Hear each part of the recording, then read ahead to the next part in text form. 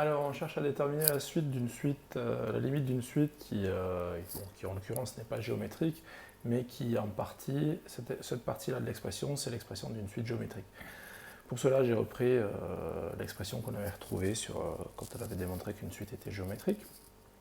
Quand on fait une limite, il faut décomposer morceau par morceau. On va commencer par le premier morceau. Donc il faut déterminer la limite, toujours en plus infini pour une suite de 0,85 puissance n. Alors, la propriété dit que si mon terme ici est compris entre moins 1 et 1, ou entre 0 et 1, et bien sa limite c'est 0. En l'occurrence, c'est le cas, 0,85 c'est compris entre 0 et 1. Donc la limite de 0,85 puissance n, c'est 0. Il faut toujours préciser la raison, parce que mon 0,85 est compris entre 0 et 1. Ensuite, donc, on fait la limite de l'autre partie.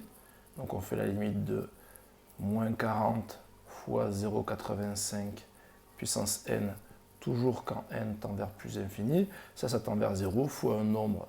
Ce n'est pas une forme déterminée, ça fait 0.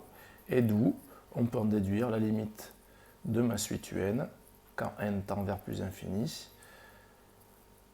Cette portion-là, on vient de démontrer, ça tend vers 0, et donc il ne reste plus que ça. Donc la limite de ma suite, c'est 80. Et voici. Si on avait eu une raison qui était plus grande que 1, 1,05 par exemple, si on fait une augmentation de 5%, c'est le coefficient qu'on retrouve, et bien cette fois-ci, comme c'est plus grand que 1, la limite aurait été plus infinie ici. Voilà, tout simplement.